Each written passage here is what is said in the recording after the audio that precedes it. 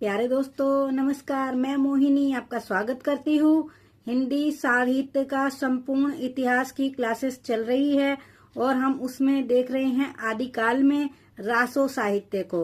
और रासो साहित्य के बारे में कल हमने देखी थी, उसकी परिभाषा, शब्द की उत्पत्ति, उसकी प्रमुख प्रवृत्तियां और कुछ प्रमुख ग्रंथों को हमने देखा था। आज हम देखेंगे उसमें पहला ग्रंथ हम देख रहे हैं खुमान रासो। इसको हम डिटेल में पढ़ेंगे। तो हम देखते हैं खुमान रासो। इसके रचनाकार हैं दलपति विजय। इंपॉर्टेंट पॉइंट्स आप साथ साथ नोट करते जाइएगा। रचनाकाल इसका आचार्य रामचंद्र शुक्ल और हजारी प्रसाद द्विवेदी के अनुसार है 9वीं शताब्दी। क्योंकि इसके रचनाकाल में मतभेद है, इसलिए अलग अलग विद्वानों के अनुसार हमने यहाँ पे मत उनका रखा है। आचार्य रामचंद्र शुक्ल और हजारी प्रसाद द्विवेदी के अनुसार 9वीं शताब्दी है, ठीक है। और यही सर्वमान्य मत भी है। ये लाइन हमेशा इंपॉर्टेंट वर्ड शब्द आपको याद रखने हैं कि सर्वमान्य मत इनमें से कौन सा है। अगर किसी भी ग्रंथ रचना या रचनाकाल या रचनाकार के संबंध में अगर मतभेद होता है विद्वानों में, तो आपको हमेशा सर्वमान्य मत याद रखना जरूरी है, ठीक है। आगे देखते हैं मोतीलाल मैनारिया के अनुसार। मोतीलाल मैनारिया के अनुसार इसका समय है 17वीं शताब्दी। फिर हम देखते हैं ठाकुर शिव सिंह सेंगर। ठाकुर शिव सिंह सेंगर क्या कहते हैं? वो इसे दलपति विजय की रचना ना मानकर, रचनाकार का नाम क्या है? दलपति विजय, लेकिन ठाकुर शिव सिंह इसे कहते हैं कि दलपति विजय की रचना नहीं है। वो मानते हैं कि किसी अज्ञात भाट की ये रचना है। अब भाट क्या होते हैं? भाट और चारण इस समय में प्रमुख जातियां थी, जो कि रचनाकार या उसे वंश, जैसे अब मैं आपको अलग अलग करके समझाती हूँ। जैसे भाट जो होते हैं, तो भाट जातियां वंशावली लिखती हैं राजाओं की, या फिर कहें वंश का उल्लेख करती है, या फिर कहें वंश का चित्रण वो करती हैं। और दूसरा हम समझते हैं चारण। चारण कवि कौन होते हैं? चारण कवि होते हैं वीर गाथात्मक साहित्य लिखने वाले कवि। तो ये मानते हैं कि ये रचना किसी अज्ञात भाट की है, यानी कोई अज्ञात है, मतलब वो उसका नाम उसे नहीं पता है, लेकिन वो वंशावलियां लिखने वाला या वंश का उल्लेख करने वाला या वंश का चित्रण करने वाले लेखक हैं। अब इसमें कथानक देखते हैं। कथानक इसमें है कि चित्तौड़ के शासक खुमान, इसमें चित्तौड़ है, जगह चित्तौड़ है, उसके शासक है खुमान। और दूसरे हैं बगदाद के खलीफा, जो कि धर्मगुरु हैं, के मध्य हुए युद्ध का चित्रण है। इन दोनों के बीच युद्ध होता है, तो उस युद्ध का इसमें चित्रण है। और दिखाते हैं कि इस युद्ध में विजय किसकी हुई? इस युद्ध में विजय खुमान की हुई, जो कि खुमान के नाम पे ही इस ग्रंथ का नाम रखा है खुमान रासो। फिर हम देखते हैं आचार्य रामचंद्र शुक्ल ने खुमान नाम के निम्नलिखित 3 शासकों का उल्लेख किया है। जो खुमान की यहाँ पे जिक्र है, जो चित्तौड़ के शासक खुमान हैं, तो आचार्य रामचंद्र शुक्ल कहते हैं कि खुमान 3 हुए, एक नहीं हुए, 3 शासक थे खुमान। तो खुमान प्रथम का जो रचना काल मिलता है वो है विक्रमी संवत 810 से 865 तक। और जो खुमान द्वितीय हैं जिनका जिक्र मिलता है वो है विक्रमी संवत 870 से 900 विक्रमी संवत तक। और खुमान तृतीय का जो जिक्र मिलता है वो है विक्रमी संवत 965 से 990 तक। इस रचना में खुमान द्वितीय का चित्रण है। जो ये रचना है खुमान रासो, तो इसमें बताते हैं जो ये खुमान चित्तौड़ के शासक है खुमान, तो वो खुमान द्वितीय हैं, यानी ये वाले खुमान द्वितीय, ठीक है। मैं इसको हाईलाइट कर देती हूँ। फिर हम आगे देखते हैं।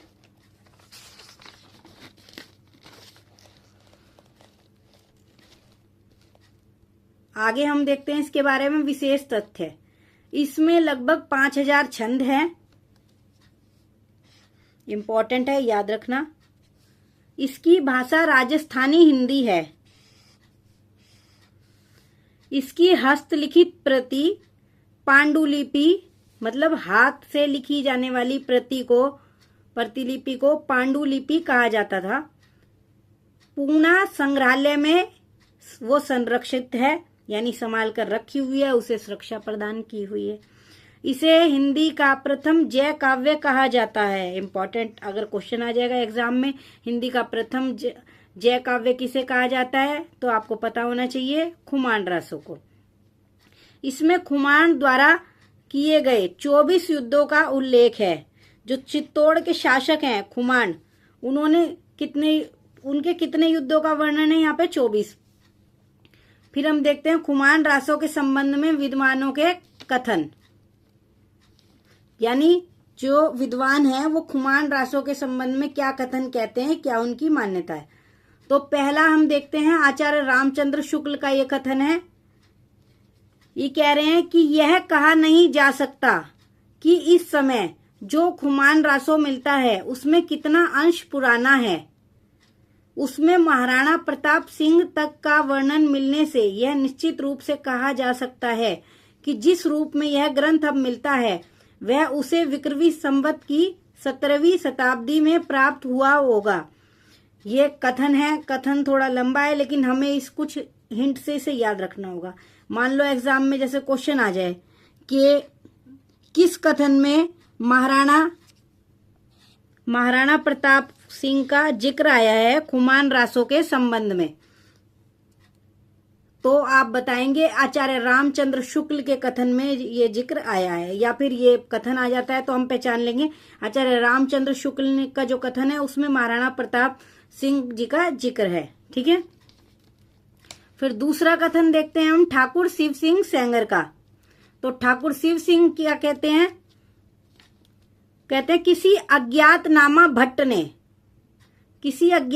भट्ट ने खुमान रासो नामक काव्य लिखा था, जो कि अभी अज्ञात भट्ट का मान रहे थे, मतलब नाम नहीं पता, लेकिन वो भट्ट कवि थे या भाट थे, जिसमें रामचंद्र से लेकर खुमान तक के नरपतियों का उल्लेख है।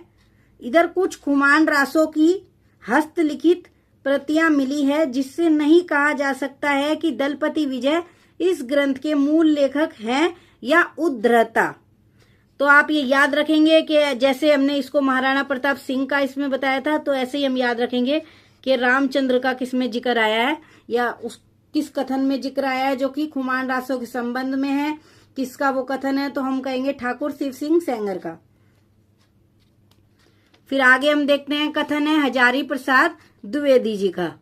हजारी प्रसाद द्विवेदी जी क्या कहते हैं? इस ग्रंथ की चर्चा हिंदी साहित्य के आदिकाल में नहीं होनी चाहिए। द्विवेदी जी मानते हैं कि ये ग्रंथ यानी खुमान रासो हिंदी साहित्य के आदिकाल में ही नहीं रखना चाहिए। आगे चलते हैं।